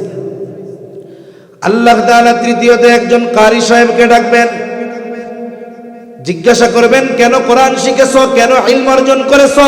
লোকটা বলবে, আল্লাহ, আমি কোরআন শিখেছি শুধু আপনার সন্তুষ্টির জন্য। আল্লাহ তাআলা বলবে, তুমি মিথ্যা বলতেছো, তুমি কোরআন শিখেছো, ইলম অর্জন করেছো যাতে করে মানুষ তোমার ইলমের প্রশংসা করে, তোমাকে কারি বলে, হাফেজ বলে, মুফতি বলে, মুহাদ্দিস বলে, শেখুল হাদিস বলে, বড় ওয়াইজ বলে, বক্তা বলে। বান্দা, যে উদ্দেশ্যে ইলম অর্জন করছো দুনিয়ায় পেয়ে গেছো, আজকে আমি আল্লাহর তরফ থেকে কিছু নাই, তুমি চলে যাও, তোমার ঠিকানা হলো জাহান্নাম। এত বড় বড় কাজ করার পরেও দেখেন ঠিকানা কোন জায়গায় হইছে? জাহান্নাম। কেন হইল? একটা উদাহরণ দেই, খেয়াল দিয়ে শুনি। মনে করেন এক লোক ফাইজলামি কইরা 1000 টাকার একটা বান্ডিলের মধ্যে 30টা জাল টাকার নোট ঢুকাইছে। ও হলো জাল টাকার কারবারি করে। চিন্তা করছে কোনো মতে ব্যাংকে দিয়া যদি চালায় দিতে পারি কাম তো হয়ে গেল। এখন ও এই জাল টাকার বান্ডিল ব্যাংকের ক্যাশিয়ারের কাছে দিছে। ক্যাশিয়ারের পাশে টাকা গণনার একটা মেশিন আছে না? এই মেশিনটা কিন্তু শুধু টাকা গণে না, জাল টাকা হইলেও ধরে ফেলে, যেটা জাল। এবার গোনা শুরু করছে মেশিন। একটু পর মেশিন কয় টট টট, কিরে মানে জালটি, হ্যাঁ। একটু পর আবার কয় টট টট, এরকম করতে করতে 8-10টা হয়েছে। এখন যদি অনাকাঙ্ক্ষিত হইতো 1-2টা হইতে পারে, 8-10টা আছে, এখনো টাকা সব গোনা হয় নাই, তার মানে আরো জাল আছে। তাইলে এটা একটা জাল টাকার কারবারি করা লোক মনে হয়। প্রথম কি হবে বলেন তো? ব্যাংকে গিয়া যদি জাল টাকা ধরা পড়ে, এ টাকা কি ফেরত দেয়? এটারে ওই পাঞ্চ মেশিন দিয়ে ছিদ্র মিদ্র করে ওটার মানে শেষ করে ফেলে। 2 নাম্বার কি করবে? এ পাশ দিয়ে আসতে আর একজনের ইশারা দিবে, থানায় ফোন দেয়, ফোন দিয়ে কেউ শুনেন আমাকে ব্যাংকে একটা জাল টাকার কারবারি আসছে, তাড়াতাড়ি আসে। একবারে মুহূর্তের মধ্যে পুলিশ এসে ওরে অ্যারেস্ট করবে, এবার আটকায় দিবে জেলখানার মধ্যে। তাহলে দেখেন, জাল টাকা বহনকারী যদি ধরা খায়, কয় ক্ষতি? কমপক্ষে 2 ক্ষতি। এক ক্ষতি হলো তার টাকা বাতিল, দ্বিতীয় ক্ষতি জাল টাকা বহন করার কারণে শাস্তি হবে, জেলে যাইতে হবে। যেই আমল আল্লাহর জন্য করা হয় না বলে এটা জাল আমল। জাল টাকা বহনকারীর যেমন ক্ষতি 2টা, বলে জাল আমল যে করে তারও ক্ষতি 2টা। কি ক্ষতি? আমি আপনি দুনিয়ায় যেই আমল করি না কেন, কিয়ামতের দিন সব আল্লাহ তাআলার সামনে হাজির করা হবে। আল্লাহ তাআলা বলেন, ওয়াকাদিমনা ইলা মা আমিলু মিন আমালিন ফাজআলনাহু হাবাআন মানসুরা। আল্লাহ তাআলার সামনে আমার আপনার দুনিয়ায় করা সব আমল হাজির করা হবে। আল্লাহ তাআলার কুদরতি মেশিনে ধরা পড়ে যাবে কোন আমল জাল আর কোন আমল আসল। বলে যেই আমলটা জাল আমল, আল্লাহর জন্য করা হয় নাই, আল্লাহ তাআলা বলেন ফাজআলনাহু হাবাআম মানসুরা। আল্লাহ তাআলা জানায় দেন ওই আমলগুলোকে আল্লাহ তাআলা আল হাবাউল মানসুরে পরিণত করবে। তার মানে একেবারে তুলার মতো নিশ্চিহ্ন আল্লাহ করে দিবে। আল হাবাউল মানসুরের ব্যাখ্যা বুজুর্গানে দিন বোঝানোর জন্য বলেন, আপনাদের এলাকায় টিনের ঘর আছে না? টিনের ঘর 10 বছর আগে বানানো হয়েছে, আস্তে আস্তে অনেক সময় কি হয়, উপরের স্ক্রু খুইলা যায়, ঢিল হইয়া খুইলা যায়। এখন কি হয়, একটা ছিদ্র হয়। এখন প্রচন্ড দুপুরবেলা রোদ অনেক, আপনার দরজা জানালা আটকানো, আপনার টিনের চালের উপরে যখন সূর্যের আলো পড়বে, ওই ছিদ্র দিয়ে সূর্যের আলো ঘরে ঢুকে, ঘরে শুধু ঢোকে তা না, ওই আলোর রেখা দেখা যায়, আর আলোর রেখার মধ্যে অগণিত ময়লা দেখা যায়। এই জায়গায় যদি হাই পাওয়ারের একটা টর্চ লাইট মারা হয়, ওই আলোর দাগের মধ্যে দেখবেন অনেক ময়লা, কিন্তু এখন আমরা কিছুই দেখতেছি না বিদায় এটার কিছু মনেও করতেছি না। তা আল্লাহ তাআলা ওই আমলগুলো এমন ভাবে ধ্বংস করবেন যে ওরা কিছুই করে নাই, নিশ্চিহ্ন করে দিবেন আল্লাহ তাআলা। তাহলে প্রথমে কি হয়, বলে জাল টাকা বহনকারীর টাকাকে ধ্বংস করে দেওয়া হয়। এরপরে কি হয়, তার শাস্তি দেওয়া হয়। প্রথমে হবে আমল বাতিল। শাস্তি কেন দেওয়া হবে, বলে ইবাদতের একমাত্র হকদার ছিলেন আল্লাহ, আল্লাহর হক নষ্ট করা হলো। শুধু তাই না, কোন ইবাদত যখন মানুষকে দেখানোর জন্য করা হয়, ওইটাও শিরকের একটা প্রকার। বলে এই অপরাধে তার শাস্তি হবে জাহান্নাম। এজন্য ছোট বড় সব আমল একমাত্র কার সন্তুষ্টির জন্য করব? যারা বলেন কার? মানুষকে দেখানোর জন্য করলে ক্ষতি, আর আল্লাহকে যদি দেখানোর জন্য করা যায়, তাইলে এই আমল আমাকে আপনাকে পরকালে উপকৃত করবে ইনশাআল্লাহ। এজন্য ইবাদত কবুলের এক নাম্বার শর্ত হলো ইবাদতটা একমাত্র আল্লাহ তাআলার জন্যই করতে হবে। 2 নাম্বার বলে ইবাদত রাসূলের তরিকায় করতে হবে, কারণ এই পৃথিবীতে এমন কোনো ইবাদত নাই যে ইবাদতের পদ্ধতি নবীজি দেখায়া যান নাই। কোন ইবাদত আছে যে নবী সেই ইবাদতের পদ্ধতি বলেন নাই? আছে এরকম কোন ইবাদত? আরে ভাই, দুনিয়ার কাজগুলাও যদি নবীর তরিকায় করা হয়, ওটা ইবাদত বলে গণ্য হয়। যেমন এখনকার মানুষ কিন্তু অনেক স্মার্ট। এখনকার মানুষ কি স্মার্ট? এখন এই স্মার্ট মানুষ কি করে, বলে ঘর যেমন তেমন হোক, বাথরুমটারে ভালো বানায়। ঘরের টাইলস 65 টাকা স্কয়ার ফিট, বাথরুমে লাগাইছে 200 টাকা স্কয়ার ফিট। কত আধুনিক প্রযুক্তির বাথরুম বানায়। এক রুমে যেই খরচ, কয় বাথরুম বানাইতে তার চেয়ে বেশি খরচ। এখন এই যে বাথরুম বানাইলো, যতই খরচ করুক, ওইখানে গিয়া বিনা কারণে 2-10 মিনিট রেস্ট নেয় নাকি কেউ? যে না, আমি 10 লাখ টাকা দিয়ে বাথরুম বানাইলাম, 40,000 টাকার কমোড লাগাইছি, 15,000 টাকার বেসিং, একটু যাই মাঝে মধ্যে ওইখানে একটু যাই বসে বসে থাকবো, এমনি কেউ থাকে? আচ্ছা, মনে করেন সে বাথরুম বানাইছে, এই বাথরুমে সে কোনোদিন বাথরুমই করে নাই, এতে তার গুনাহ হবে? যদি 2-4-10 বার ডেলি করে, এতে সওয়াব হবে নাকি? তার মানে বোঝা গেল এই কাজটা করলেও সওয়াব নাই, না করলে গুনাহ নাই। কিন্তু যদি এই নিয়তে করে, মনে করেন ফজরের আজান হয়েছে, আজানের আধা ঘন্টা বা 40 মিনিট পরে নামাজ, আল্লাহর বান্দা মুসল্লি আজান দিলে আগে আগে মসজিদে চলে আসে। ফজরের আজান দিল, ঘুম ভেঙে গেছে, চিন্তা করতেছে সবার আগে মসজিদে যাইতে হবে। আবার দেখে একটু জরুরত চাপ দিছে, বাথরুম বাপ। এখন চিন্তা করে, আমি যদি এখন ওযু করে মসজিদে চলে যাই, আরো আধা ঘন্টা পরে নামাজ। ইমাম সাহেব ফজরের নামাজে কেরাত লম্বা করে, আমি আল্লাহ চাইলে প্রথম কাতারে নামাজ পড়ব। এখন এই নামাজের মধ্যে যদি জরুরতে চাপ দেয়, তাহলে আমার নামাজের একাগ্রতা নষ্ট হবে, কষ্ট হবে। তাইলে এক কাজ করি, আধা ঘন্টা সময় যেহেতু আছে, আমি জরুরতটা সাইরা এরপরেই মসজিদে যাই, যেন একাগ্রতার সাথে নামাজ আদায় করতে পারি। একটু খেয়াল করেন, সে তার এই জরুরত সারাটাকে প্রাকৃতিক ডাকের সাড়া এটা মনে করে নাই, বরং সে মনে করেছে জরুরত সারলে আমার ইবাদতটা করতে সুবিধা হবে, সুন্দর হবে। এই নিয়ত করে এইবার সে বাথরুম করার জন্য রওনা হলো। বলে মাথাটারে গামছা দিয়া হোক, টুপি দিয়া হোক ঢাইকা নিল, কারণ নবীজি বাথরুমে যাওয়ার সময় মাথা ঢাকতে বলেছেন 1500 বছর আগে। আর এখনকার চিকিৎসা বিজ্ঞান বলে বাথরুমে যাওয়ার সময় মাথা ঢেকে যাওয়া উচিত। কেন? বলে বাথরুমের মধ্যে অগণিত ব্যাকটেরিয়া থাকে, ওই ব্যাকটেরিয়াগুলো মাথার চামড়া এবং চুল এটা বড় সংবেদনশীল, ওই ব্যাকটেরিয়ার সাথে তার একটা আকর্ষণ আছে। দেখা যাবে ব্যাকটেরিয়াগুলো যদি মাথায় লেগে যায় তাহলে তার মাথায় খুশকি হতে পারে, চামড়ায় সমস্যা হতে পারে, চুলের মধ্যে ময়লা জমে যেতে পারে। এই জন্য দেখবেন মানুষের দাড়িতে কোনোদিন খুশকি হয় না, বরং শীতের সময়ও দেখা যায় 2-3 দিন যদি বাইরে চলে সাবান শ্যাম্পু না করে মাথার মধ্যে ময়লার কোনো অভাব হয় না। সেজন্য মাথার চামড়া সংবেদন, বলে ব্যাকটেরিয়া আক্রমণ করে তার মাথায় সমস্যা সৃষ্টি করতে পারে। এজন্য বিজ্ঞান বলে মাথা ঢেকে বাথরুমে যাওয়া ভালো। আর নবীজি বলতেছেন 1500 বছর আগে মাথা ঢাইকা বাথরুমে যাইবে, এটা সুন্নাত।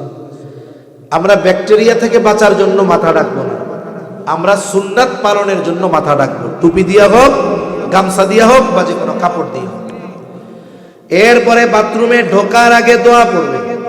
অনেকে জানে না, এক জায়গায় জিজ্ঞাসা করছি একজন, বলেন বাথরুমে ঢোকার দোয়া জানা আছে? হ্যাঁ আছে।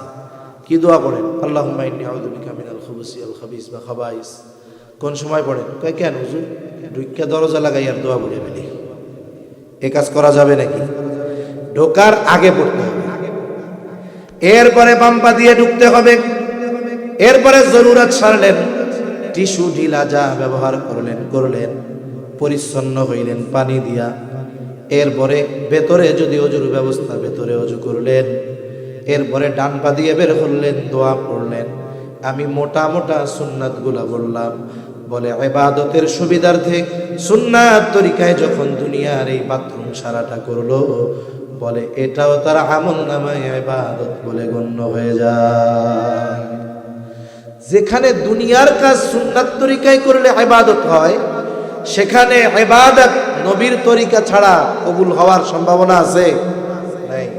এজন্য আমাদেরকে বুজুর্গানে দিন ওলামায়ে কেরাম বলে না, নামাজ সুন্নাত তরিকায় পড়তে হবে, সুন্নাত পদ্ধতিতে পড়তে হবে। এজন্য রাসূল সাল্লাল্লাহু আলাইহি ওয়াসাল্লামের পদ্ধতি অনুসারে আমাদের ইবাদত করতে হবে। তাহলে আসেন, ইবাদত কবুলের প্রথম শর্ত কি বলছি? বলে একমাত্র ইবাদতটা কার জন্য হবে? জোরে, আরো জোরে, কার জন্য? আল্লাহর জন্য। শুনেন, আরেকটা বিষয় বইলা নেই। একটা হলো, যেই এলাকায় যে কোনোদিন যায় নাই, এখন তো গুগল ম্যাপ ট্যাপ আছে, তাই না? জানা যায় যে আমি এই পর্যন্ত যাব। যেমন আমি আসার সময় আপনাদের সম্মানিত ইমাম সাহেবরা বলছি, হুজুর একটু লোকেশন দিয়ে দেন। আমরা তো ডিজিটাল স্মার্ট, আমরা কি স্মার্ট, ডিজিটাল তো পার হয়ে গেছে, আমরা স্মার্ট। কইছি লোকেশন দেন, উনি লোকেশন দিছে, এই মোবাইলে চাপ দিছি, একেবারে জায়গা মতন আমার ম্যাপ নিয়ে আসছে।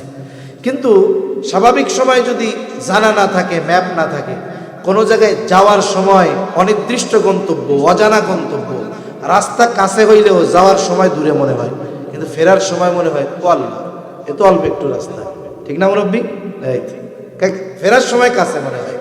এখন ওনারা চিন্তা করতেছে, হুজুর শুরুতে অসুস্থ কইয়া মাপ চাইয়া নিল, এই অসুস্থ হুজুর 1 ঘন্টা পার করে দিছে, আর উনি যদি সুস্থ হইতো কামটা কি হইতো আল্লাহ জানে। শোনেন, তাহলে আমরা একটা সময় নির্ধারণ করি যে এই সময়ের মধ্যে আমরা শেষ করে দিব, তাহলে কি হবে? আমাদের মেন্টালিটি একটা প্রস্তুতি থাকবে, বিরক্তি ভাব আসবে না। আমিও একটা প্রস্তুতি নিয়ে বসতে পারবো যে আর 20 মিনিট, 25 মিনিট বা 20 মিনিট, এরকম একটা প্রস্তুতি থাকবে। আবার দেখেন, রাত বেশি হলে বেনামাজিদের কোনো সমস্যা নেই, নামাজিদের সমস্যা বেশি হয়। এজন্য আমার ঘড়ির সময় হলো এখন 11:07 বাজে, 11:07। ইনশাআল্লাহ আমি 11:30টার মধ্যে আলোচনা শেষ করব। এর আগে চেষ্টা করব সর্বোচ্চ 11:30টা ইনশাআল্লাহ। এখন একটা মাইন্ড সেট আপ নিয়ে বসা যাবে আশা করি ইনশাআল্লাহ। তাহলে 1 নাম্বার, ইবাদত কার জন্য করব? আল্লাহর জন্য। 2 নাম্বার, কার তরিকায় করব? নবীর তরিকায়। 3 নাম্বার, আপনি যেই আমল করবেন সেই আমলের মাসলা মাসাইল জানতে হবে। এই জানা যে দরকার, এজন্যই নবীজি বলছেন কি, তালাবুল ইলমি ফারিদাতুন আলা কুল্লি মুসলিম। দ্বীন ইলম শিক্ষা করা প্রত্যেক মুসলমান নরনারীর উপরে ফরজ। কতটুকু ফরজ? কেউ কেউ বলেন যতটুকুর দ্বারা নিজে পরিপূর্ণ দ্বীনের উপরে চলতে পারবে ততটুকু শেখা ফরজ। আবার কেউ কেউ বলেন না, আল্লাহ তাআলা কোরআনুল কারীমের মধ্যে বলেছেন, ইয়া আইয়ুহাল্লাযীনা আমানু কু আনফুসাকুম ওয়া আহলিকুম নারা। আল্লাহ তাআলা বলেন, হে ঈমানদারেরা, তুমি নিজে জাহান্নামের আগুন থেকে বাঁচো, অধীনস্থদেরকে জাহান্নামের আগুন থেকে বাঁচাও। নিজে কেমনে বাঁচবা? বলে আল্লাহ তাআলার হুকুম আহকাম মানার মাধ্যমে। অধীনস্থদেরকে কেমনে বাঁচাইবা? বলে কেউ কাউকে জাহান্নাম থেকে বাঁচাইতে পারে না, তবে তুমি বাঁচানোর চেষ্টা করবা কেমনে? বলে নিজে দ্বীনের উপরে চলার মাধ্যমে, অধীনস্থদেরকে দ্বীনের উপরে চালানোর মাধ্যমে। আপনি আমি যদি দ্বীনের উপরে চলতে জ্ঞানের দরকার হয়, চালাইতে জ্ঞানের দরকার আছে না নাই? বলে একটা মানুষের উপরে কতটুকু দ্বীন শেখা ফরজ? বলে নিজে দ্বীনের উপরে চলতে, অধীনস্থদেরকে চালাতে যতটুকু ইলমে দ্বীন দরকার, ততটুকু ইলমে দ্বীন শেখা সকল মুসলমান নরনারীর জন্য ফরজ। এখন মুরব্বীরা বলবে, আমি কোথা থেকে শিখবো? কিছু যারা ছোট এরা তো মাদ্রাসায় শিখলো, আগে হক্কানি পীর মাশায়েখের কাছে গিয়া দ্বীন শেখা যাইতো। বলে অবস্থা এমন, এখন তো একজন পীরের দেখা যাবে এত মুরিদ, একবার মুরিদ হইছে, দ্বিতীয়বার আর তার সাথে মুসাফা করার সুযোগ হয় নাই। ওযু গোসলের মাসালা শেখা তো বহু দূর। বলে হ্যাঁ, যারা মুরব্বী তাদের জন্য আছে, কি আছে? বলে চলতি ফিরতি মাদ্রাসা, তার নাম হলো দাওয়াত ও তাবলীগ। এখন আবার কেমন হুজুর দাওয়াত ও তাবলীগ নিয়ে ঝামেলা? কিসের ঝামেলা? আপনি ওলামায়ে কেরামের সাথে যাবেন, অন্য দিক দিয়া জাহান্নামে চলে যাবেন। আলেমদের সাথে কেন যাবেন? আমার শত শত কারগুজারি জানা আছে। আমরা ছাত্রত্বকালীন সময়, ওই সময় যখন বাড়ি যাইতাম তখন থেকেই কমপক্ষে 3 দিনের সময় লাগাইতাম। মাদ্রাসা থেকে প্রতি বৃহস্পতিবারে মার্কাজে সবগুজারির জন্য পাঠানো হইতো, বাক বাক করে দিয়া। তা আমরা এলাকায় যখন যাইতাম, আমরা তালিবুল ইলমরা যখন যাইতাম, ওই সময় আমাদের এলাকার সবচাইতে বড় জামাত হইতো। এমনও হইতো এক মসজিদে গেছি, 100 জনের উপরে হয়েছে। ওই মসজিদের বাথরুম সারা বছর ভরতে পারে নাই, আমরা 3 দিন থেকে ভরে দিয়েছি। মানে আপনার এলাকার মসজিদগুলো, যে মহল্লার মসজিদ, এগুলোই তো এলাকার মানুষ বাথরুমে যায় না সহজে, বাড়ির থেকেই কাম সারে। এই জন্য দেখা যায় 3টা চারি টাড়ি দিয়া ওই ছোট ছোট বাথরুম করে রাখছে।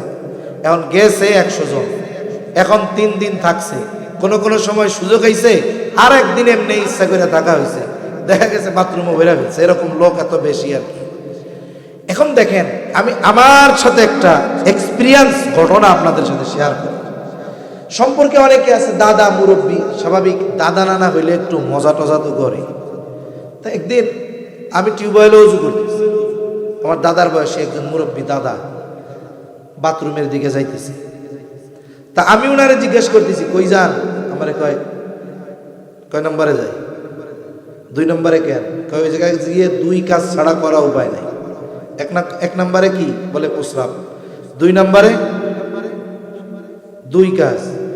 কোনো বীর পুরুষ নাই ওইখানে গিয়ে শুধু পায়খানা করবে, প্রস্রাব করবে না। কেউ আছেন চ্যালেঞ্জ যে বাথরুমে যায় শুধু পায়খানাই করবে, একটুও প্রস্রাব বেরোবে না, পেশাব আই বই ঠেকানোর উপায় আছে? এই জন্য ওই জায়গায় 2 কাজই করা লাগে, এই জন্য ওইটা হলো 2 নম্বর। এখন উনি যাইতেছে 2 নম্বরে। গ্রাম অঞ্চলে তো হাটের মধ্যে হলো কুলুক, মাটির বানানো ঢিলা। এখন জিজ্ঞাসা করি হাতে কি? আমার যাইতেছে ঢিলা 3টা। কোথায় ব্যবহার করবে? বলে পায়খানার রাস্তায়। আমি আবার জিজ্ঞাসা করতেছি, পায়খানায় যায় কয় কাম করেন? কয় প্রস্রাব পায়খানা 2টাই হয়। আমি আবার জিজ্ঞেস করছি, প্রস্রাব করলে ঢিলা লাগে? কয় প্রস্রাব করার পরে একটু ঢিলা নিয়ে লড়াছড়া না দিলে বুড়া মানুষ তো প্রস্রাব ক্লিয়ার হয় না, প্রস্রাব জ্বরে। তখন আমি তারে জিজ্ঞাসা করতেছি, আপনি পায়খানার রাস্তায় ব্যবহার করার জন্য ঢিলা নিলেন 3টা, পায়খানায় গিয়া কি প্রস্রাব করেন না? বলে হ্যাঁ করি। তাইলে এমনি সময় প্রস্রাব করলে যদি ঢিলা দরকার হয়, পায়খানার সাথে প্রস্রাব করলে মনে হয় প্রস্রাব জ্বরে না। এইবার উনি বুঝতে পারছে কাজ তো সারা। কারণ উনি পায়খানায় গিয়ে ঢিলা ব্যবহার করে, কিন্তু উনি প্রস্রাবের রাস্তায় ঢিলা ব্যবহার করে না। আমি বললাম শুনেন, আপনার প্রস্রাব যদি বের হয়, নামাজ ফরজ, নামাজের যতগুলো ফরজ এর মধ্যে প্রথম ফরজ বলে শরীর পাক, এর পর কাপড় পাক। বলে এক ফোঁটা প্রস্রাব যদি কাপড়ের উপরে পড়ে, ওই প্রস্রাবটা যতটুক জায়গায় ছড়াবে, নামাজ না হওয়ার জন্য এক ফোঁটা প্রস্রাব যথেষ্ট হয়ে যায়। এখন উনি তো বুঝতে পারছে, মুখটা কালা হয়ে গেছে। তখন আমি বললাম, আরে আল্লাহর কাছে মাফ চান, আল্লাহ মাফ করে দিবে। এখন থেকে কি করবেন? ঢিলা কমপক্ষে 4টা ব্যবহার করবেন, পায়খানার রাস্তায় 3টা। প্রথমে কাজ শেষ করলেন, এরপরে ঢিলা দিয়ে বা টিস্যু দিয়ে পরিচ্ছন্ন হইলেন পানি ব্যবহারের আগে। আর বাথরুমগুলো তো এমন না দাঁড়ানো যায় না, এতটুকু উঁচা তো থাকেই। এবার আপনি প্রস্রাবের রাস্তায় পুরুষ যারা ঢিলাটা টিস্যু বা ঢিলা লাগায় একটু উঠবস করলেন, এতে কি হইলো? প্রস্রাবের রাস্তাটাও ক্লিয়ার হলো, পরিপূর্ণ পবিত্রতা অর্জন হলো। এবার পানি দিয়ে ধুয়ে গেল। কিন্তু যার শুধু প্রস্রাব করলে ঢিলা কুলুক লাগে, সে যদি পায়খানা করার পরে মনে করে আমার প্রস্রাব ঝরবে না, এটা কি সম্ভব? বলে আমি এটা প্রশংসার জন্য বলতেছি। আমরা ছাত্ররা যাইতাম জামাতের সাথে, এইভাবে ওনাদের ধরায় দিতাম যে এই ত্রুটি হইতেছে। খালি 6 সূরা শিখাই নাই, আমরা এইভাবে ধরে শিখাইতাম। এই যে ত্রুটিটা, এটা একজন আওয়ামের চোখে পড়বে না। আমাদের ওস্তাদরা আমাদের পড়াইছেন, প্র্যাকটিক্যাল শিখিয়েছেন, এই জন্যই না এই ভুলটা আমার চোখে ধরা পড়ছে, ঠিক কিনা বলেন? এজন্য মনে রাখবেন, আপনি যদি দাওয়াত ও তাবলীগে গিয়ে সত্যই দ্বীন শিখতে চান, আর যদি মনে করেন যে না বুড়াকালে ঘুরে ফিরে আসি, পিকনিক টিকনিক করে আসি, তাইলে আর কিছু করার নাই। আর যদি দ্বীন শেখার জন্য আল্লাহর রাস্তায় সময় লাগান, অবশ্যই আপনাকে উলামায়ে কেরামের তত্ত্বাবধানেই যেতে হবে। তাহলে আপনি উপকৃত হবেন, দ্বীন শিখতে পারবেন, এই সময় ব্যয় কাজে লাগবে। আর যদি উলামায়ে কেরামের তত্ত্বাবধানে ছাড়া যান, কি হবে? সারা হায়াত আপনি আল্লাহর রাস্তায় সময় লাগিয়ে অন্তরটাকেও পরিষ্কার করতে পারবেন না। এই অন্তরে উলামা বিদ্বেষ লালন করতে হবে আপনাকে। ইমাম ইবনুল কাইয়ুম জাওজিয়া রাহমাতুল্লাহি আলাইহি অনেক আগে পড়ছি, উনি উলামায়ে কেরামের বিদ্বেষ যারা করেছেন, উনি বলেন আমি দেখি নাই এমন কোন ব্যক্তি যত বড় আবেদ হোক, কিন্তু সে উলামায়ে কেরামের ব্যাপারে বিদ্বেষ লালন করত, ও ভালোভাবে মরেছে, এটা আমি এরকম কাউকে দেখি নাই। সেজন্য আমরা দ্বীন যদি শিখতে হয়, আল্লাহর রাস্তায় সময় দিয়ে উলামায়ে কেরামের তত্ত্বাবধানে গিয়ে শিখেন, তাহলে লাভ হবে না। আরেকটা পদ্ধতি আছে, আপনার সময় আছে, আল্লাহর রাস্তায় যাবেন, তাবলীগে যাবেন, শরীর সহায় দেয় না, আপনার মসজিদের সম্মানিত ইমাম সাহেব তার কাছে গিয়া বলেন, হুজুর দ্বীনি ইলম শিক্ষা করা ফরজ, কতটুকু ফরজ তাও জানি না, হায়াত তো শেষ হয়ে গেল হুজুর, ইচ্ছা ছিল শিখতে পারি নাই, এখন সন্তানেরা ঢাকায় চাকরি করে, আমরা ফ্রি, আপনি আমাদের এশার পরে আধা ঘন্টা সময় দেন, ফজরের পরে আধা ঘন্টা সময় দেন, এশার পরে হোক আর ফজরের পরে হোক, আপনি আমাদের এই বুড়া মানুষগুলাকে জরুরতে দিন, যতটুকু শেখা ফরজ ততটুকু শিখায় দেন।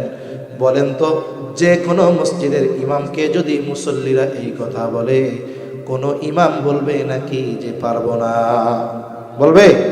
বরং ইমাম সাহেব খুশি হবে। এখন তো আমাদের কি চিন্তা জানেননি? আপনারা তো ভালো মানুষ, অধিকাংশ জায়গায় কি চিন্তা, মুসল্লি দোয়ায় কোনো তো পারে না, কিন্তু মসজিদে যায় বটবটি দেয় অনেক। এখন চিন্তা করে, আমি যদি ইমাম সাহেবের জায়গায় কই দোয়ায় কোনো পারি না, আর ইমাম সাহেবের সাথে আমি নিল গরম ঝাড়ি লই, আর ইমাম সাহেব যদি জানে আমি দোয়ায় কোনো পারি না, আমার ইজ্জত থাকবো? এর লেগে ইমাম সাহেবের কাছে আর ভিড়ে না, এটা ঠিক না। আপনি ইমাম সাহেবকে শুধু তার পেছনে নামাজ পড়ার জন্যই রাখছেন? না, আপনি তার কাছ থেকে দ্বীন শিখবেন, বলবেন যতটুকু শেখা ফরজ শিখাইয়া দেন, নাহলে ক্ষতি কি একটু খেয়াল দেন। নামাজের বাহিরে ভিতরে 13 ফরজ। কয় ফরজ? জোরে বলেন। নামাজে যদি ফরজ ছুটে যায়, নামাজ থাকবে না যাবে? এখন আমার নামাজে বা আমার থেকে কোনো ফরজ ছুটে গেল কিনা, এটা যদি জানতে হয়, তাহলে ওই 13 ফরজ আগে আমাকে শিখতে হবে, জানতে হবে। আমার যদি 13 ফরজ জানা থাকে তাইলেই না ফরজ ছুটলে বুঝবো যে আমার ফরজ ছুটছে। তাহলে আমি যদি 13 ফরজ না জানি, আমার যদি 13 ফরজ থেকে যে কোনো একটা ফরজ ছুটে যায়, নামাজ থাকবে না। দেখা যাবে অনেক মানুষ আছে নামাজ পড়ে, হয়তো তার নামাজের মধ্যে ফরজ ছুটে যায়, সে জানেই না। সে মনে করে আমি নামাজি, কিন্তু ফরজ ছুটে যাওয়ার কারণে তার এক ওয়াক্ত নামাজও কবুল হয় না। নামাজের ওয়াজিব 14টা, আমাকে জানতে হবে। কেন? বলে ওয়াজিব ছুটে গেলে সাজদা দিতে হবে, নাইলে নামাজ হবে না। এখন আমি যদি না জানি নামাজের ওয়াজিব 14টা, ওয়াজিব ছুটলে তো আমি টের পাবো না। টের যেহেতু পাই নাই, সাহু সিজদাও দিব না। সাহু সিজদা দিলাম না, আমার নামাজও হলো না। নামাজ ভঙ্গের কারণ 19টা। বলে 19টা কারণ পাওয়া লাগবে না, 19টা থেকে একটা পাইলেই নামাজ ভেঙে যাবে। দেখা গেল নামাজ ভঙ্গের কারণ আমার জানা নাই, আমার নামাজের মধ্যে নামাজ ভঙ্গের কারণ পাওয়া গেছে, আমি টেরও পাই নাই। আমি তো নামাজ পড়ছি মনে করতেছি নামাজি, কিন্তু নামাজ ভঙ্গের কারণ পাওয়া যাওয়ার কারণে আমার নামাজ নাই। বলে অজু ভাঙ্গার কারণও জানা দরকার। বলে কেন? অজু ভঙ্গের কারণ হলো 7টা। বলে 7টা থেকে একটা কারণ পাওয়া গেলে নামাজ অজু থাকে না, অজু থাকে না তো নামাজও থাকে না। বলে গোসলের ফরজ 3টা, যার গোসল ফরজ তার 3টা ফরজ যদি না জানা থাকে, যদি কোনো ফরজ আদায় না হয়, গোসল হবে না, পবিত্রতা হবে না, তাহলে অজু যতই করুক আর নামাজ পড়ুক তার কাজ হবে না। আপনি রোজার মাস আসতেছে, রোজা রাখবেন, আপনার জানতে হবে রোজার ফরজগুলা, রোজা ভাঙ্গার কারণগুলো জানতে হবে। নাইলে দেখা যাবে রোজা ভাঙ্গের কারণ না জানার কারণে রোজা ভাঙ্গার কাজ করে ফেলছে, রোজা নাই। ও তো ইফতারির সময় চিন্তা করে আলহামদুলিল্লাহ রোজা একটা হয়ে গেল। এই জন্য জরুরি মাসলা মাসাইল গুলো জানা দরকার। ইমাম সাহেবের কাছ থেকে শিখে নিবেন। দাওয়াত ও তাবলীগে দ্বীন শেখার জন্য যদি সময় দেন, ওলামায়ে কেরামের সাথে পরামর্শ দিয়ে সময় দিবেন, তাহলে কি হবে? আমি আপনি যে আমলগুলো করব, আমলের মাসালাগুলো জানলে আমার ইবাদতটা সুন্দর হবে, আমার ইবাদতটা কবুল হওয়ার অন্যতম শর্ত পূরণ হয়ে যাবে। শিখবো তো ইনশাআল্লাহ। আরে দেখেন, সাহাবায়ে কেরাম দ্বীন শিখছে একেবারে পোলাপান থাকতে, সবাই বুড়া হয়ে শিখছে না? আরে ভাই, আপনি বুড়া হইছেন, এখন যদি দ্বীন শেখার জন্য ইমাম সাহেবের কাছে পড়েন, আপনিও তো তালিবুল ইলম। সুবহানাল্লাহ। আরে শিখতে শিখতে যদি মালাকুল মাউত চলে আসে, এর চাইতে মর্যাদার আর কোনো কিছু হতে পারে না, ঠিক কিনা বলেন? এজন্য আমরা শিখব। 4 নাম্বার বলে আমল কবুল হওয়ার অন্যতম শর্ত হলো খাবার হালাল হতে হবে। শুধু খাবার হালাল হলেই হবে না, বলে সাথে সাথে উপার্জনটাও হালাল হতে হবে। অনেক মানুষ খাবার হালালের ব্যাপারে খুব গুরুত্ব দেয়, কিন্তু উপার্জন হালালের ব্যাপারে ওর কোনো গুরুত্ব নাই, বরং ও হারাম রে জায়েজ মনে করে খাইতেছে, যেটা আমার জন্য বৈধ আছে মনে হয়। কত পাবলিক এরকম আছে, আমি মাঝে মধ্যে বলি আর কি, যে ঘুষের টাকা কামাই হয়েছে আজকে, ভালো ভাগাভাগি খুব ভালো হয়েছে, 50,000 আজকে ভাগে পাইছে, পকেট গরম না? কতজন এরকমও কয় যে আলহামদুলিল্লাহ এমন এক চাকরি করি। কি চাকরি করেন? এমন এক চাকরি করি আলহামদুলিল্লাহ, আমার বেতনের টাকায় হাত দেওয়া লাগে না। চলেন কেমন? মানুষে চা পানের টাকা দেয় না? আসলে এই চা পানের টাকা যে দেয়, এটা কি চা পান খাওয়ার জন্য দেয় নাকি? আর চা পানের টাকা আপনি দিয়ে দেই, কিন্তু চার দাম 5 টাকা, পানের দাম 5 টাকা। এই সব ওই লোকজন, ওরা যে কোন মগে চা খায় আর কোন বরজের পান খায় আল্লাহই ভালো জানে। 1000 টাকার কমে হবেই না ওদের। চা পান মিষ্টির টাকা মানেই নোট কমপক্ষে বড় এক খান, কাজ যত বড় বলে বান্ডিল আর নোট তত বেশি। হারাম খায়, ঘুষ খায়, এসে কি আলহামদুলিল্লাহ হুজুর আল্লাহ এমন এক চাকরি দিছে। কি চাকরি? কই হুজুর বেতনের টাকায় হাতই দেওয়া লাগে না, যা দেয় আল্লাহ। পান করতে গিয়া কই যে মানুষের চা পানের টাকা দেয়। ও যতই চা পানের টাকার কথা বলুক, এটা যে ঘুষ ও তো বুঝে। এখন এই ঘুষ রে ও হালাল মনে করে খায়। আমি তো কই যে তুমি মসজিদে আইছো, তোর ইবাদত তো বহুদূর, তোর ঈমান আছে কিনা আল্লাহ ভালো জানে। এখন মনে করেন ঘুষের টাকা 50,000 পকেট গরম, বাজারে আসছে। অনেক সময় আমাদের অঞ্চলগুলোতে অনেক সময় হয়, অনেক বড় বড় গরু যখন জবাই হয় না, আগের দিন মাইকে অ্যানাউন্স করে যেরকম বিশাল এক গরু জবাই হবে। আসলে বড় গরুর গোস্ত খাইতে খুব মজা, দেশি বড় গরু যদি হয় আর খুব মজা। এখন বাজারে গেছে, এখন যা দেখে বিশাল গরু, চিন্তা করে যে হুজুররা কইছে ইচ্ছা করে আল্লাহর নাম বাদ দিয়ে যদি হালাল প্রাণী জবাই দেওয়া হয়, ইচ্ছা করে আল্লাহর নাম বাদ দিলে তাইলে ওই হালাল প্রাণীর গোশত আর হালাল থাকে না।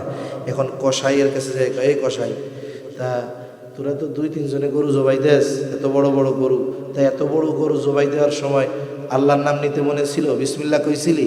কসাইও চালাক, এখন বলে শুনেন চাচা, যা ভাবতেছেন তা না, আমি নামাজ কালাম পড়ি না, এটা আমি আল্লাহর হক নষ্ট করতেছি, আল্লাহ চাইলে আমারে মাফ করে দিব। আর আমি ইচ্ছা করে যদি আল্লাহর নাম বাদ দিয়ে গরু জবাই করে খাওয়াই, ওই গরুর গোস্ত হালাল হইব, হারাম হইব, সবাই খাবে, হারাম খাওয়ানোর গুনাহ হবে, বান্দার হক নষ্ট হবে। এত বলদ আমি না, যা করি আর না করি ওই সময় বিসমিল্লাহ ঠিকই কইছিলাম, টেনশন করেন না। তার মানে উনি মোটামুটি নিশ্চিত হইল যে গরুর গোস্ত কি আছে, হালাল হয়েছে।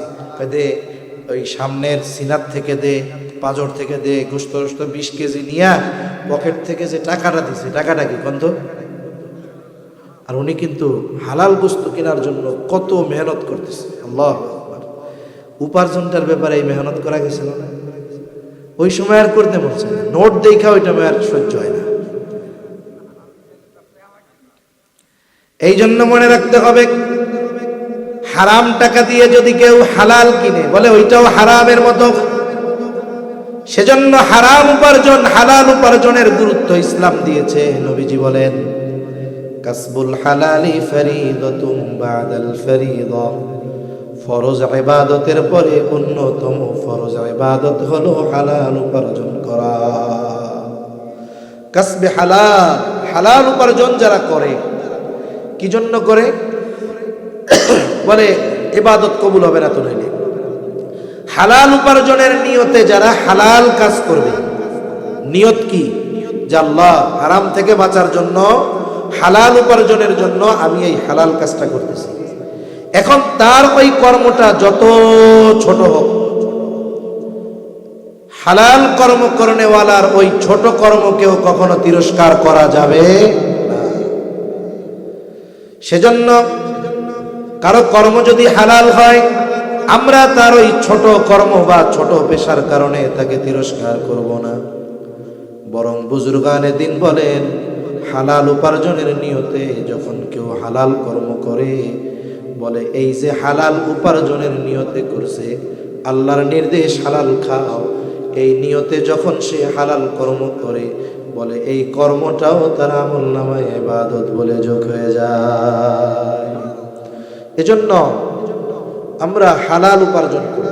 আবার অনেকে আছে খুব পরিশ্রম করে ইনকাম করে, বাড়ি এসে কইব যে আমি ভাই খুব কষ্ট করে টাকা পয়সা উপার্জন করি, আমার কোনো ফাঁকি ঝুঁকি নাই। কি কাম করো? কয় ঢাকা শহরের অমুক রেস্টুরেন্টে আমি কাজ করি। কয় তোমার কামটা কি? কয় আমার কোনো কাজ নাই তেমন, ডিউটি 12 ঘন্টা। কাজ কি? কয় ক্লায়েন্ট আসলে, মানে কাস্টমার আসলে আমি তাদেরকে মদ নিয়ে দিই। কথা বুঝেন নাই? সে ফাঁকি ঝুঁকি দেয় না, কিন্তু কামটা করে কি? মদ নিয়ে দেয়। ও মনে করে আমি তো খাই না, আমি তো বেশিও না, আমি তো কাজ করি, কর্মচারী, নিয়ে দেয়। বলে মনে রাখো, মদের সাথে সম্পৃক্ত 10 শ্রেণীর মানুষ, যে বানায়, তারপরে যে বেচে, যে এই যে পরিবেশন করে দেয়, যে বহন করে, একেবারে যারাই এর সাথে সম্পৃক্ত সবার উপরে আল্লাহ এবং তার রাসূলের লানত। এজন্য আমাকে এটাও দেখতে হবে যে আমি উপার্জন পরিশ্রম করে করতেছি, কিন্তু আমার উপার্জনের যে সোর্স এটা বৈধ কিনা, এটাও আমাকে খেয়াল রাখতে হবে। এখন যদি আমরা যদি হারাম উপার্জনের সাথে জড়িয়ে যাই, হারাম খাই, অনেক বড় বড় ক্ষতি। 1 নাম্বার ক্ষতি, বলে যারা হারাম খায় তাদের দোয়া আল্লাহ কবুল করেন না। এক ব্যক্তি উস্কো খুস্কো চুলে খুব বিনয়ের সাথে বায়তুল্লাহ ধরে আল্লাহর কাছে দোয়া করে, তার দোয়ার অবস্থা এমন ছিল মানুষেরা ভাবতেছে এই ব্যক্তির দোয়া আল্লাহ ফিরাইয়া দিতে পারেন না। কিন্তু নবীজিকে আল্লাহ তাআলা এই ব্যক্তির বাস্তব অবস্থার কথা জানায় দেন। নবীজি বলেন, ওই ব্যক্তির দোয়া আল্লাহ কেমনে কবুল করবে? যার গায়ের পোশাকটা হারাম টাকার আর যার দেহ হারাম খাবার দ্বারা গঠিত, তার দোয়া আল্লাহ তাআলা কেমনে কবুল করবে? দোয়া কবুলের যত সময় স্থান আছে, কোথাও তার দোয়া কবুল হবে না। 2 নাম্বার ক্ষতি বলে তার ইবাদত কবুল হবে না। আল্লাহ তাআলা কোরআনুল কারীমের মধ্যে জানায় দেন, সব রাসূলগণকে একই নির্দেশ, ইয়া আইয়ুহার রাসূলু কুলু মিনাত তাইয়্যিবাতি ওয়া'মালু সালিহান। হে রাসূলগণ, আপনারা পবিত্র খান, ওয়া'মালু সালিহান, আর আমলে সালেহ করেন। হায়রে, তার মানে যার খাবার পবিত্র না, হালাল না, তার আমলে সালেহ হয় না, তার আমলটা আল্লাহ তাআলার কাছে কবুল হয় না। 3 নাম্বার বড় ক্ষতি, নবীজি বলেন, লা ইয়াদখুলুল জান্নাতা জাসাদুন গুযিয়া বিল হারাম। হারাম ভক্ষণকারীর শরীর জান্নাতে প্রবেশ করবে না। দুনিয়ার একটু মজা নেওয়ার জন্য হারাম খেয়ে যদি দোয়া কবুল না হয়, হারাম উপার্জন হারাম খেয়ে যদি ইবাদত কবুল না হয়, হারাম খেয়ে হারাম উপার্জন করে যদি জাহান্নামের লাকড়ি হতে হয়, তাহলে তো সবই গেল। ঠিক কিনা বলেন? এজন্য দুনিয়ায় ডাল দিয়ে খাবো, মরিচ পেঁয়াজ দিয়ে খাবো, তবুও হারামের সাথে জড়াবো না, করেন ইনশাআল্লাহ। আল্লাহ তৌফিক দান করেন, সকলে বলি আমিন। তাহলে 4টা শর্ত নিয়ে আমরা আলোচনা করছি। কয়টা শর্ত? 1 নাম্বার ইবাদত কার জন্য, 2 নাম্বার কার তরিকায়, 3 নাম্বার ইবাদত যে করব মাসলা মাসাইল গুলো শিখবো, 4 নাম্বার হালাল উপার্জন করব, হালাল খাবো, বলেন ইনশাআল্লাহ। এখন ইমানদার নারী পুরুষ ঈমান ঠিক রেখে এই শর্তের আলোকে যদি কোনো আমল করে, অল্প হলেও কবুল করবে কে? আর ইমানদার নারী পুরুষ আমলে সালেহ যদি করে, কয় ধরনের পুরস্কার? 2 ধরনের। 1 ধরনের হলো দুনিয়ায়, 1 ধরনের কি? দুনিয়ায়। আমার ঘড়িতে 11:30 বাজে, 1-2 মিনিট সময় দেওয়া যাবে তো ইনশাআল্লাহ। দুনিয়ার পুরস্কার কি? আল্লাহ তাআলা বলেন, ফালানুহিয়ান্নাহু হায়াতান তাইয়্যিবা। আল্লাহ তাআলা বলেন, আমি অবশ্যই তাকে হায়াতে তাইয়্যিবা দিব। অনেক সময় ইমাম সাহেব হুজুর দোয়া করেন, আল্লাহ বকরে হায়াতে তাইয়্যিবা দেন, দোয়া করে না? হায়াতে তাইয়্যিবার লম্বা ব্যাখ্যা, শুধু শব্দগুলো বলে পুত পবিত্র এক জীবন, শান্তিময় এক জীবন, অমুখাপেক্ষী জীবন, বলে স্বল্পে তুষ্ট এক জীবন, ইবাদতের মজা, এই বিষয়গুলো তাকে দেওয়া হবে। বলেন, এই দুনিয়ায় যদি কেউ শান্তির সাথে কাটাতে পারে, এই দুনিয়ায় মানুষের যদি প্রয়োজন পরিমাণ রিজিকের ব্যবস্থা হয়ে যায়, যতটুকু পায় ততটুকুতেই যদি খুশি হয়, আবার যদি ইবাদতের মজা পাওয়া যায়, বলেন তো দুনিয়ায় এর চাইতে উত্তম আর কিছু হতে পারে নাকি? হায়াতে তাইয়্যিবা, আয়াতের তাফসীরে আসছে ইবাদতে মজা দিবেন আল্লাহ। তা ইবাদতের মজা, এটা যে কেমন মজা, কারে জিজ্ঞাসা করবেন? জিজ্ঞাসা করবেন হলো এই মসজিদে ফজরের নামাজে বুড়া মুসল্লি আছে না, যুবকরা তারে যায় জিজ্ঞাসা করবা যে, চাচারে আপনি এই শীতের মধ্যে ঠান্ডা পানি দিয়া উজু কইরা মসজিদে আইসা ঠান্ডায় নামাজ পড়তেছেন, আর আমরা জোয়ান মানুষ ল্যাপের তলের থেকে বাইরে হইতে মন চায় না, আপনি কি মজা পাইছেন? ওনারে জিজ্ঞাসা করবা। উনি মজা পাইছে বিদায়ী তো ঠান্ডাকে উপেক্ষা করে আরামের বিছানা ফেলে আল্লাহর কুদরতি কদমে সেজদা দিতে চলে আসে। ঠিক কিনা বলেন? এটা মজা না পাইলে সম্ভব হয় না। তা বলতেছে যে ইবাদতের যে কি মজা, এটা যদি রাজা বাদশারা টের পাইতো, আর এটা যদি কায়দা নেওয়ার জন্য সবচাইতে শক্তিশালী সেনাবাহিনী প্রেরণ করা লাগতো, রাজা বাদশারা এই মজা উপভোগ করার জন্য সবচাইতে শক্তিশালী বাহিনী প্রেরণ করতেও পিছপা হইতো না। ইবাদতের মজা ওই মুরব্বীরে জিজ্ঞাসা করতে হবে, তাইলে জানা যাবে। তাহলে দুনিয়ায় আল্লাহ তাআলা হায়াতে তাইয়্যিবা দিবেন, আখিরাতে কি দিবে? বলে ওয়ালা নাজজিয়ান্নাহুম আজরাহুম বিআহসানি মা কানু ইয়ামালুন। দুনিয়ায় যে আমল করি আমরা, এই আমল দিয়ে জান্নাত পাওয়া বহুদূর, ঘেরানো পাওয়া যাবে না, ঘ্রাণও কি পাওয়া যাবে না। কিন্তু আল্লাহ তাআলা বলেন বান্দা, ইমানদার, মুমিন নারী, তুমি আমলে সালেহ করছো, দুনিয়ায় তো হায়াতে তৈয়বা দিমু, আখেরাতে কি দিমু? বলে তুমি যা আমল করছো তার তুলনায় বহুগুণ উত্তম প্রতিদান তথা জান্নাত আমি আল্লাহ তোমাকে দিয়ে দিব। সুবহানাল্লাহ। এজন্য সম্মানিত উপস্থিতি, আমরা আমার মা বোনরাও যারা শুনতেছেন, আমরা যারা শুনতেছি, এ দুনিয়া ক্ষণস্থায়ী।